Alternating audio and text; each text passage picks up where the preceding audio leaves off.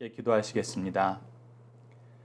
하나님 아버지, 지난 한 달간도 저희들 눈동자같이 아껴주시고 가정의 달로 우리 가정에 주신 귀한 은혜의 말씀들 나누게 하시고 이렇게 매일매일 누가복음 말씀을 계속해서 묵상할 수 있도록 인도하여 주심을 감사합니다.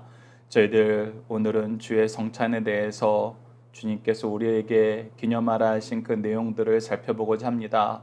저희들의 삶을 예수 그리스도의 이름으로 지켜주시고 인도하여 주시고 예수 그리스도의 이름을 선포할 수 있는 귀한 믿음의 가문들, 교회들 될 수 있도록 하나님 인도하여 주시옵소서. 함께 하심을 믿사오며 예수님 이름으로 기도드리옵나이다. 아멘. 다 함께 찬송가 216장 성자의 귀한 몸 216장으로 함께 찬양드리도록 하겠습니다. 216장입니다.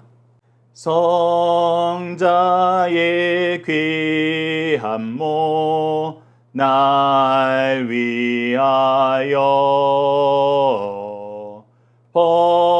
버리신 그 사랑 고마워라. 내 머리 숙여서 주님께 비는 말 나무어 주님께 바치리까. 지금도 날 위해 간구하심 이 옅은 믿음이 아옵나니. 주님의 참사랑 고맙고 놀라와 찬송과 기도를 쉬지 않네. 주님의 십자가 나도 지고 신실한 믿음과 마음으로 형제의 사랑과 친절한 위로를 네게 나 베풀게 하옵소서. 만 가지 은혜를 받았으니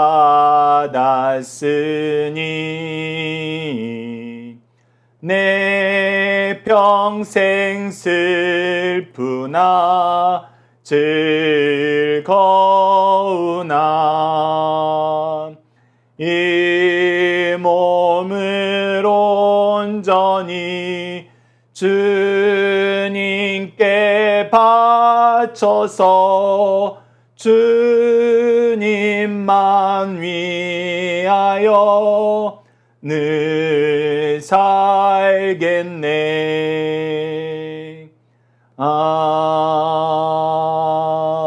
아멘. 사도신경을 내용으로 우리의 신앙을 하나님 앞에 정중히 고백하도록 하겠습니다. 나는 전능하신 아버지 하나님, 천지의 창조주를 믿습니다. 나는 그의 유일하신 아들, 우리 주 예수 그리스도를 믿습니다. 그는 성령으로 잉태되어 동정녀 마리아에게서 나시고 본디어 빌라도에게 고난을 받아 십자가에 못 박혀 죽으시고 장사된 지 사흘 만에 죽은 자 가운데에서 다시 살아나셨으며 하늘에 오르시어 전능하신 아버지 하나님 우편에 앉아 계시다가 거기로부터 살아있는 자와 죽은 자를 심판하러 오십니다. 나는 성령을 믿으며 거룩한 공교회와 성도의 교제와 죄를 용서받는 것과 몸의 부활과 영생을 믿습니다. 아멘. 오늘 우리에게 주신 하나님의 말씀, 우리가 함께 나눌 말씀은 누가복음 105강 22장 14절에서 23절 말씀입니다. 누가복음 105강, 누가복음 22장 14절에서 23절 말씀 제가 봉독해 드리도록 하겠습니다. 때가 이름에 예수께서 사도들과 함께 앉으사 이르시되 내가 고난받기 전에 너희와 함께 이 유월절 먹기를 원하고 원하였노라. 내가 너희에게 이르노니 이 유월절이 하나님의 나라에서 이루기까지 다시 먹지 아니하리라 하시고 이에 잔을 받으사 감사기도 하시고 이르시되 이것을 갖다 너희끼리 나누라. 내가 너희에게 이르노니 내가 이제부터 하나님의 나라가 임할 때까지 포도나무에서 난 것을 다시 마시지 아니하리라 하시고 또 떡을 가져 감사기도 하시고 떼어 그들에게 주시며 이르시되 이것은 너희를 위하여 주는 내 몸이라. 너희가 이를 행하여 나를 기념하라 하시고 저녁 먹은 후에 잔도 그와 같이 하여 이르시되 이 잔은 내 피로 세우는 새 언약이니 곧 너희를 위하여 붓는 것이라. 그러나 보라, 나를 파는 자의 손이 나와 함께 상위에 있도다. 인자는 이미 작정된 대로 가거니와 그를 파는 그 사람에게는 화가 있으리로다 하시니 그들이 서로 묻되 우리 중에서 이 일을 행할 자가 누구일까 하더라. 아멘. 오늘 본문 말씀을 나를 기념하고 먹고 마시라라는 제목으로 함께 말씀을 나누도록 하겠습니다. 오늘 본문 말씀을 저희들 크게 두 단락으로 나눠서 보고자 합니다. 첫 번째 단락은 14절에서 20절로 예수님은 성찬을 통하여 무엇을 가르쳐 주시나요? 키워드는 유월절, 대속, 양, 주의 몸, 주의 피, 새 언약, 기념입니다. 자, 14절 말씀을 보십시오. 때가 이름에 예수께서 사도들과 함께 앉으사 이제 무엇하는 때가 왔어요. 예수님께서 십자가에 죽으시는 그 때가 왔어요. 그리고 이 십자가의 죽으심의 의미를 제자들에게 가르쳐 줄 때가 왔어요. 그래서 15절 같이 말씀하십니다. 이르시되 내가 고난을 받기 전에 너희와 함께 이 유월절 먹기를 원하고 원하였노라. 자, 분명히 얘기하십니다. 이제 고난이 앞에 직면에 있다. 죽음이 앞에 직면에 있다. 환난이 앞에 직면에 있다. 그런데 그 환난에 앞서서 이 유월절 먹기를 내가 원하고 원하였다. 우리가 이미 잘 알다시피 예수님께서는 공생애를 총 3년에 걸쳐서 지내셨습니다. 그렇기 때문에 제자들하고 유월절을 같이 식탁으로 나눌 수 있는 것이 3번에서 최소한 2번 이상은 있으셨을 거예요. 그런데 그 전에는 절기에 따라서 하시다가 오늘은 유독 원하고 원하였노라 하면서 이 유월절 식사를 함께 나누는 것을 너무나 중요하게 여기세요. 왜 이것을 중요하게 여기십니까? 이 유월절의 의미가 이제 성취되기 때문이거든요. 그리고 이제는 이 유월절 떡을 먹는 것이 예수님하고는 마지막이라는 것입니다. 16절에 얘기합니다. 내가 너희에게 이르노니 이 유월절이 하나님의 나라에서 이루기까지 다시 먹지 아니하리라 하시고 왜? 이 유월절은 이제 완성되었고 이제 예수님이 제자들과 함께 이 유월절을 기념하면서 함께 식탁을 나누는 것은 이제 하늘나라에서 가능하다는 것입니다. 그래서 이 유월절의 의미를 제자들에게 잘 가르쳐줘야 됐어요. 그 가르쳐주는 내용을 여러분들 함께 묵상할 말씀을 통해서 살펴보도록 하겠습니다.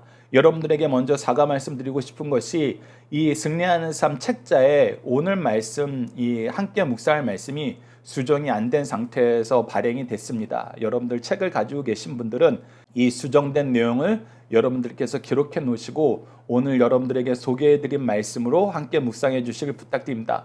먼저 이 유월절의 시작의 유래는 출애굽기 12장 11절에서 우리가 확인할 수 있습니다.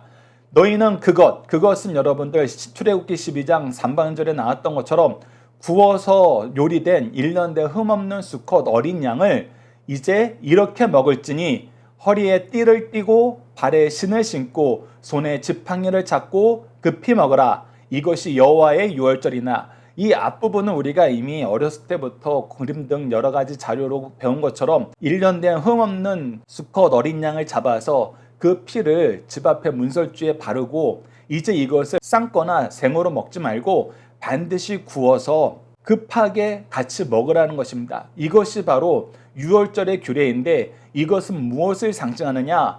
예수 그리스도의 피가 우리의 생명을 살리는 생명의 피고 예수 그리스도의 살이 우리를 대신하여 우리에게 주시는 영적 양식임을 그것을 가르쳐 준다는 거예요.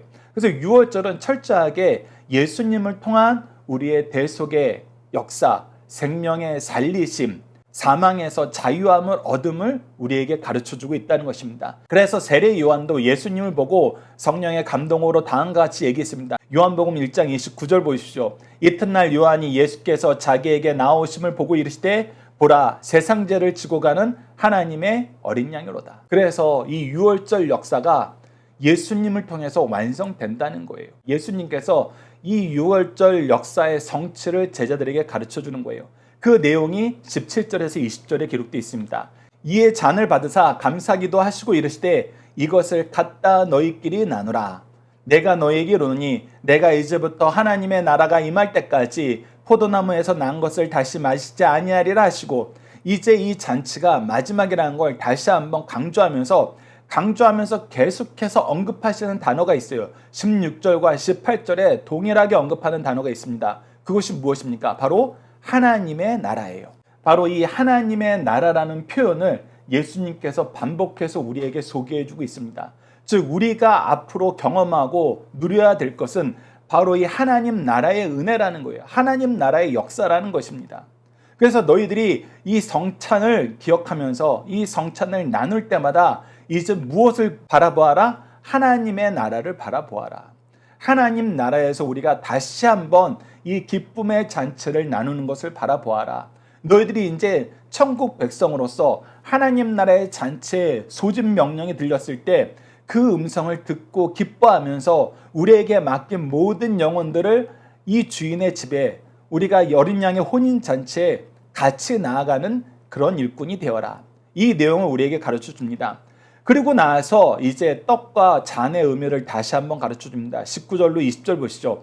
또 떡을 가져 감사기도 하시고 떼어 그들에게 주시며 이르시되 이것은 너희를 위하여 주는 내 몸이라 너희가 이를 행하여 나를 기념하라 하시고 이 떡은 우리를 위해서 주시는 몸이란 거예요. 우리에게 생명의 양식 되시고 우리를 위해서 속죄의 제물로 죽으시는 예수 그리스도라는 것입니다. 이어서 잔에 대해서도 말씀하십니다. 20절 보시죠. 저녁 먹은 후에 잔도 그와 같이 하여 이르시되 이 잔은 내 피로 세우는 새 언약이니 곧 너희를 위하여 붓는 것이라. 그래서 이 피로 말미암아 우리의 속죄의 제사가 완성된다는 거예요. 이 피로 말미암아 죽음의 천사가 우리를 건너뛰었다는 것입니다. 하나님의 심판에서 우리가 제외함을, 우리가 깨끗함을 받았다는 거예요. 그것을 우리에게 가르쳐 주세요. 여러분이 이 내용을 함께 묵상할 말씀을 통해서 좀 더 보도록 하겠습니다. 우선 이것을 예수님께서 유월절 규례를 이스라엘 민족에게 평생에 지켜야 되는 규례로 주셨던 것처럼 이 성찬을 우리가 잘 지켜서 주님 오실 때까지 계속 유지해야 되는 규례로 우리에게 주셨어요. 그래서 이 규례를 지킬 때 우리는 두 가지 의미를 확인할 수 있어야 됩니다. 그것을 고린도전서 11장 26절에서 확인할 수 있어요. 자, 보십시오. 너희가 이 떡을 먹으며 이 잔을 마실 때마다 첫 번째 우리가 기억해야 되는 의미는 뭐냐면 주의 죽으심입니다. 주의 죽으심의 의미가 뭐라는 거예요? 우리를 대속하신 속죄의 제물이 되셨다는 거예요. 우리의 생명을 살리기 위한 대속의 죽으심이었다는 거예요. 단번에 드려지는 영원한 제사였다는 것입니다. 그래서 주의 죽으심을 기억하면서 동시에 예수님께서 계속해서 하늘나라의 잔치를 얘기하시는 것처럼 우리는 무엇을 바라봐야 되느냐? 이 하나님 나라의 잔치, 천국의 영원한 잔치가 이루어지는 예수 그리스도의 재림을 바라봐야 된다. 그래서 두 번째가 그가 오실 때까지 전하는 것이니라. 그래서 우리는 예수 그리스도의 죽으심과 예수 그리스도의 재림을 항상 기억하면서 기념하면서 소망하면서 감사하면서 이 성찬을 지켜야 된다는 것입니다. 이것을 예수님께서 가르쳐 주시고 더 나아가서 이것이 얼마나 중요하고 바르게 지켜야 되는 것인지 고린도전서 11장에서는 계속해서 우리에게 설명해 주고 있습니다. 29절로 32절 보시죠. 주의 몸을 분별하지 못하고 먹고 마시는 자는 자기의 죄를 먹고 마시는 것이니라. 즉 이것을 분별하여서 지키지 않으면 우리가 무엇하는 것이다? 죄를 짓는 것이다. 그래서 우리가 이 좋은 성찬을 예수 그리스도의 생명의 살리심 되시는 예수 그리스도의 대속의 십자가 되시는 이 우리를 향한 생명의 부여자가 되시는 이 예수 그리스도의 몸을 기념하는 이 놀라운 잔치가 도리어 우리가 죄 짓는 계기가 되어버린다는 거예요. 죄를 더하는 그런 과정이 되어버린다는 것입니다. 그래서 이것은 우리가 분별하여서 바로 지켜야 돼요.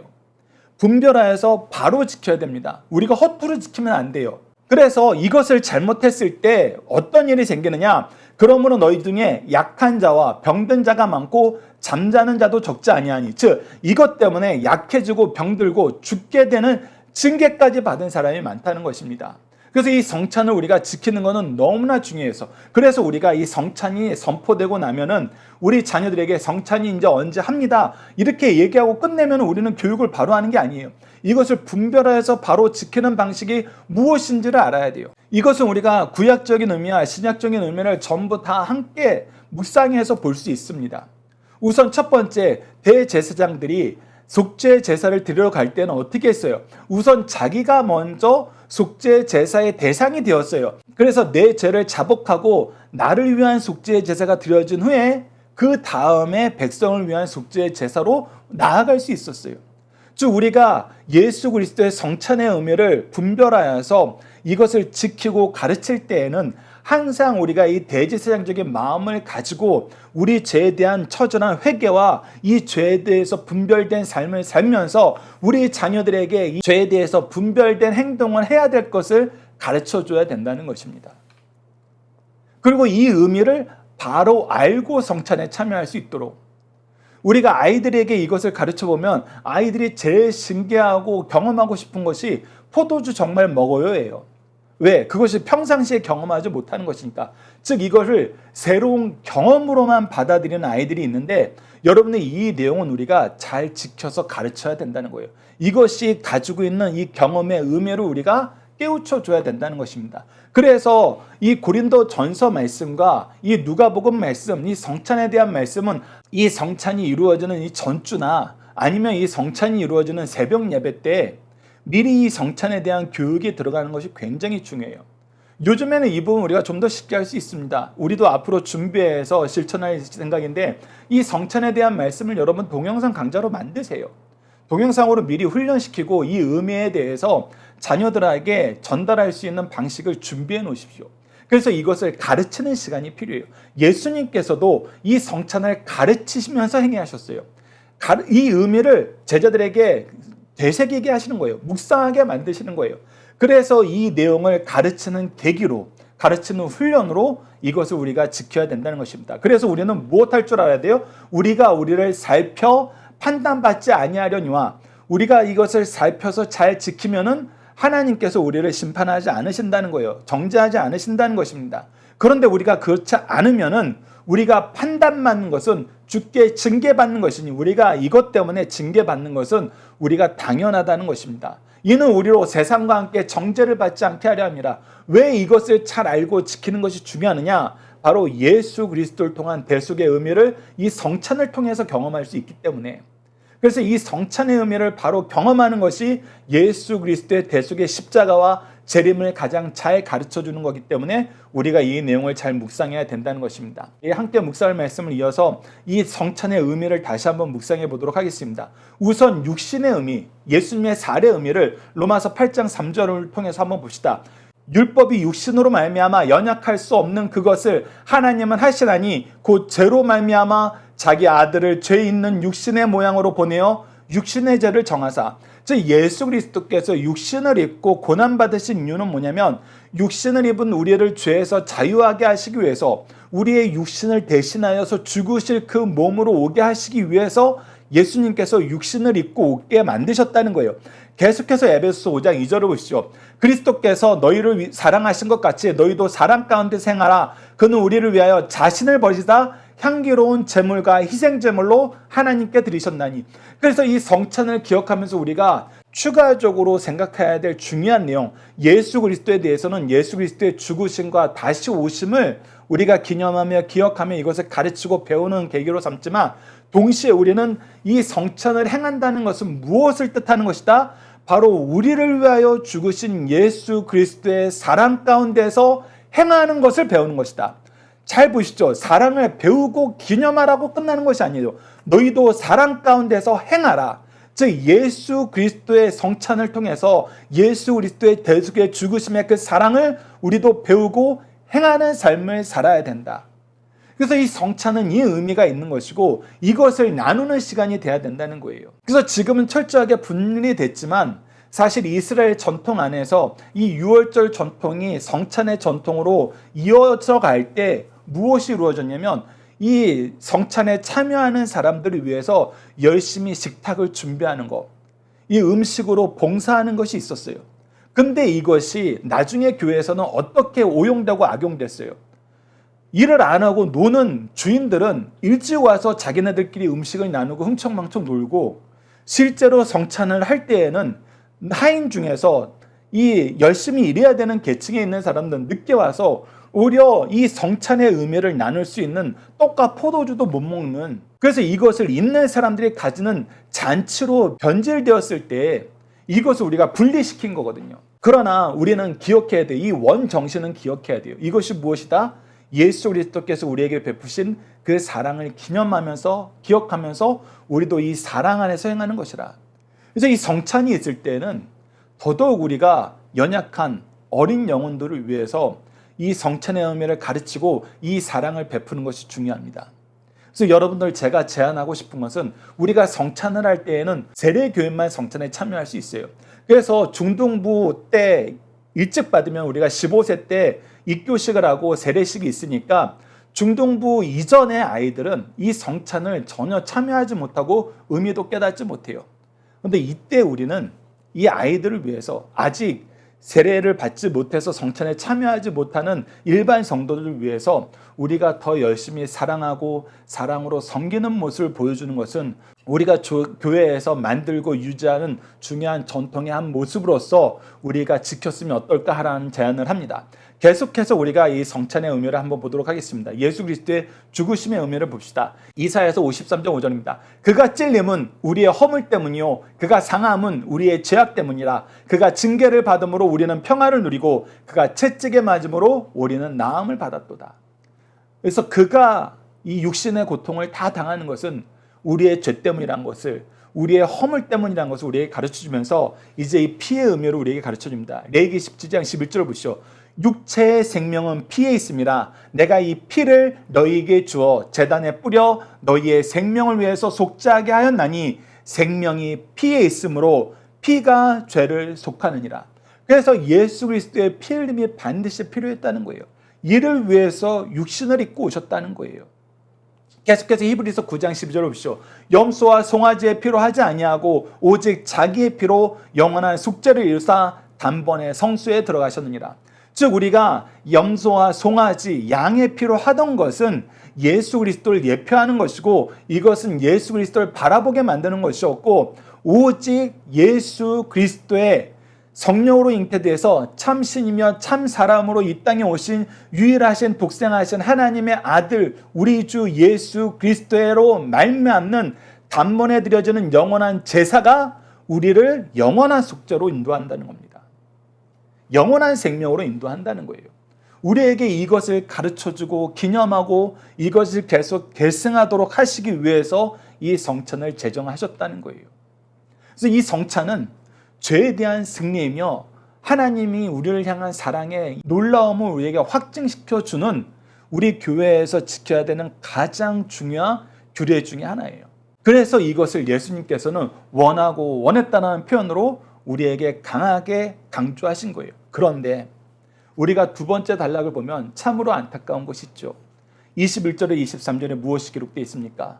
우선 질문을 보시죠. 예수님이 공개적으로 그를 파는 자가 있다고 알리신 이유는 무엇입니까? 키워드는 파는 자, 작정된 대로 화가 있다, 회개 촉구하는 겁니다. 그런데 이 성찬에 참여한 제자 중에서도 누가 있어요? 이 성찬의 은혜를 거부하는 사람이 있어요. 예수 그리스도의 속죄 제물 되심과 우리를 대신하여 죽으심과 부활하심과 다시 오심의 이 역사를, 구속의 역사를 중요하게 여기지 않고 자기가 중심이 되어서 오직 자기의 뜻이 이루어지길 원하는 제자가 있었어요. 그래서 그 제자는 뭐 하려고 그래요? 예수님을 팔려고 그래요. 그래서 예수님이 미리 말씀하십니다. 21절 보시죠. 그러나 보라, 나를 파는 자의 손이 나와 함께 상위에 있도다. 이 모든 은혜를 거부하고 오히려 죄악의 길로 달려가는 자가 있다. 그러면서 분명히 얘기했습니다. 22절 말씀 너무나 중요한 말씀이죠. 인자는 이미 작정된 대로 가거니와 그를 파는 그 사람에게는 화가 있으리로다 하시니, 분명히 얘기합니다. 어떤 사람들이 그래요. 인본주의적인 자들이 그래요. 사람 중심인 자들이 그래요. 가룟 유다가 예수님을 팔았으니까 가룟 유다가 예수님의 십자가 사역을 도와준 거 아닙니까? 내가 악을 행했어도 그것이 하나님의 뜻을 이루는 데 쓰임 받았으면 저도 공로가 있는 거 아닙니까? 이렇게 얘기하는 사람도 있어요. 그래서 예수님이 미리 얘기하신 거예요. 미리 얘기하신 것은 두 가지가 있습니다. 첫 번째는 우리가 베드로에 대해서도 미리 얘기하신 말씀, 함께 묵상할 말씀을 통해서 보겠지만, 미리 얘기하셨다는 건 뭐예요? 경고예요. 촉구예요. 깨달음이에요. 하지 말라는 거예요. 하지 마라. 하지 마라. 네가 하지 않아도 인자는 이미 작정된 대로 간다. 하나님의 뜻은 이루어지기 때문에 네가 왜 죄악의 도구가 돼야 되니? 죄를 이겨라. 죄를 이겨라. 끊임없이 제자들한테 얘기하시는 거예요. 그러기 위해서 기도하라고 말씀하셨던 거예요. 그래서 미리 얘기하신 거는 회개의 촉구이고 사랑의 주체예요. 이것을 미리 얘기함으로 결론이 달라진 두 사람이 있죠. 가룟 유다와 베드로에게 예수님께서 미리 얘기하심으로 경고의 말씀을 주시면서 동시에 미리 얘기했음에도 불구하고 너희들이 이 죄를 범하게 되거든, 그때 뭐해라? 돌이켜 회개해라. 더 악으로 달려가지 말고 돌이켜 회개하라. 그래서 가룟 유다도 베드로도 예수님의 이 죽으심의 모습을 보고 예수님의 이 말씀을 통해서 그들이 자기의 죄를 발견할 수 있었어요. 그런데 참된 회개로 간 사람이 있고 또 스스로 모든 것을 결정한 사람이 있어요. 이 두 사람의 차이를 여러분들은 어디에서 보십니까? 이 부분은 여러분들이 기억해 놓으셔야 돼요. 가룟 유다는 또 자기 혼자서 결정했어요. 후회했어요. 그 원어적인 표현으로는 그가 회개했다는 표현이 나와요. 마태복음에서 우리가 발견할 수 있습니다. 그런데 회개하는 것은 뭐였어요? 우리가 죄가 무엇인 지적으로 깨닫고 감정적으로 죄를 미워하고 마지막이 제일 중요해요. 의지적으로 하나님께 돌이키는 거예요. 아버지께로 돌아가는 거예요. 탕자가 아버지께 돌아갔던 것처럼 돌아가야 돼요. 그 돌아가는 그 장소를 예수님께서는 베드로의 고백을 통해서 미리 얘기했어요. 그곳이 어디다? 교회다. 교회다. 그래서 베드로는 자기가 예수님 말씀대로 죄를 짓고 예수님을 저주하는 데까지 갔어도 어디로 돌아갔어요? 너희들이 모여서 기도해야 된다라고 얘기하고 같이 모여 있으라고 얘기했던 그 교회로 돌아갔어요. 교회의 중심 일꾼이 됐어요. 근데 가룟 유다는 스스로 죽어버렸어요. 여러분들, 그래서 우리가 5월달 가정의 달을 통해서 나눴던 것처럼 교회는 하나님께서 우리를 복되게 하시려고 주신 곳이에요. 그래서 교회는 죄인들이 치료받고 회복되는 곳이에요. 거듭나는 곳이에요. 하나님의 은혜의 역사가, 기도할 수 있는 시간과 장소가, 예배할 수 있는 시간과 장소가 항상 준비된 곳이에요. 이런 곳이 없어요, 여러분들. 이렇게 하나님의 준비가 열심히 이루어진 곳이 교회 외에는 없어요. 그래서 그 차이가 있는 것입니다. 돌이켰을 때는 교회로 가셔야 돼요. 예배로 가셔야 됩니다. 준비된 말씀과 기도와 찬양이 있는 곳으로 가셔야 돼요. 그런데 가룟 유다는 그러지 못했고 베드로는 그렇게 됐다는 것입니다.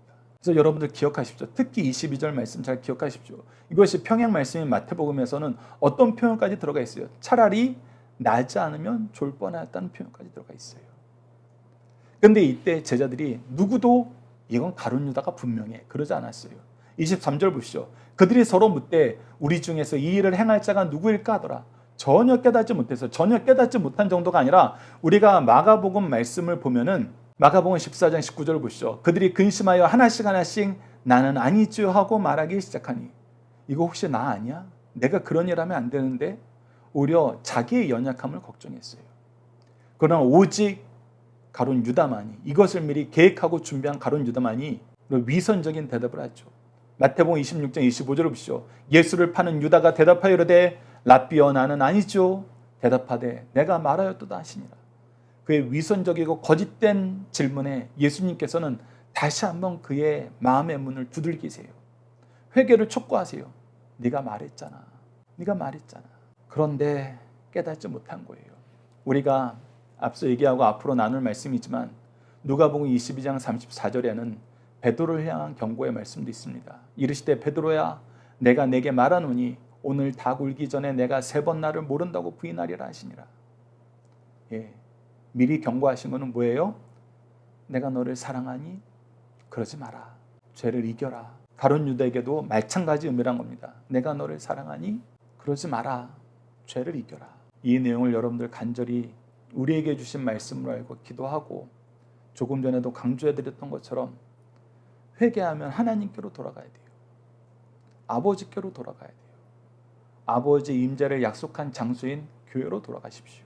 그리고 교회는 아버지의 마음으로 이런 연약한 사람들을 잘 보듬고 잘 지도하고 인도해 주시는 그런 교회가 되길 간절히 부탁드립니다. 자, 중심 사상을 하나씩 보도록 하겠습니다. 첫 번째, 유월절 희생양은 예수님의 십자가의 대속을 예표한 행위입니다. 주님의 희생적 죽음은 예기치 않은 상황의 결과가 아니라 구약 성경, 특히 유월절 양의 희생에서 이미 예시된 하나님의 구원 계획에 따른 것이에요. 이것을 더욱 확고하게 가르쳐 주시기 위해서 유월절 잔치를 드시면서 말씀하셨어요. 그러므로 유월절 양의 희생으로서 주의 죽음은 영원하고 무한한 성스러운 가치가 있음을 가르쳐 주고 있습니다. 여러분들 이것은 예수님의 부활 후에 제자들에게 가르쳐 줬던 그 내용하고도 또 연결되니까 여러분들 6월 달에 이 내용을 또 묵상해 주시길 부탁드립니다. 두 번째, 구약의 유월절은 주님의 대속을 가르치기 위한 의식이란 겁니다. 구약의 유월절 의식의 기원은 하나님께서 애굽에 10번 내리신 재앙 때 이스라엘 백성들은 식구를 따라 양고기를 먹고 그 피를 문설줄에 바르며 재앙에서 유월 넘어가다 하여 구원을 얻었던 사건을 우리에게 가르쳐주고 그것을 기념하라는 그 명령대로 지켰던 거예요. 하나님은 너희는 이 규례를 너희와 너희 자손이 영영히 지키라고 명령하셨어요. 이제 신약에 와서 영적으로 우리를 대신하여 십자가 상에서 죽으신 의미를 상징하는 성만찬을 주고 우리에게 이것을 기념하고 가르치고 지키라고 말씀하십니다. 이 의식은 간단하지만 더욱 신령하고 감격스러운 의식으로 예수님의 대속의 피를 믿는 자는 영원한 하나님의 진노에서 유월한다는 의미로 우리에게 가르쳐주고 있습니다. 세 번째, 성만찬의 의식은 성도들이 주의 대속의 죽음을 기념하고 전파하기 위해서 세우신 제도라는 거예요. 이 예전에 참여하는 자는 바른 이해와 적절한 준비를 하여야 합니다. 경솔한 자세로 성만찬에 임하는 것은 예수님의 희생에 대한 모독이요 그 목적을 부인하는 것입니다. 그러므로 이 예식은 축복과 정죄가 수반된 거룩한 의식이라는 것을 고린도 전서를 통해서 확인해 볼 수 있습니다. 자녀들과 함께하는 기도 훈련 내용으로 함께 기도하도록 하겠습니다. 구원의 역사를 계획하시고 성취하시고 적용시켜 주시는 하나님, 이를 바르게 배우고 바르게 가르칠 수 있도록 성찬을 허락하여 주시고 이를 통해서 예수 그리스도의 사랑 안에서 바른 믿음과 소망을 계승하게 하심을 감사합니다. 이를 바르게 실천하지 못하여 약한 자, 병든 자, 잠자는 자가 많음을 가르쳐 주셨는데 이를 경히 여기며 바르게 지키지 않고 가르치는 것을 게을리함을 용서해 주소서. 우리 신앙의 중심에, 삶의 중심에 예수 그리스도의 십자가가 있을 때 죄를 이기고 믿음의 역사가 이루어지며 소망 가운데서 승리하게 됨을 경험하게 하소서. 풍성한 은혜의 역사가 가득한 교회와 가정이 되도록 도와주소서. 예수님 이름으로 기도드립니다. 아멘. 주기도문으로 예배를 마치겠습니다.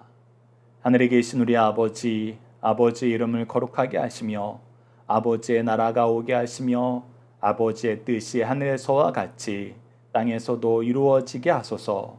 오늘 우리에게 일용할 양식을 주시고 우리가 우리에게 잘못한 사람을 용서하여 준 것 같이 우리 죄를 용서하여 주시고 우리를 시험에 빠지지 않게 하시고 악에서 구하소서. 나라와 권능과 영광이 영원히 아버지의 것입니다. 아멘. 각자 기도하는 시간 갖도록 하겠습니다.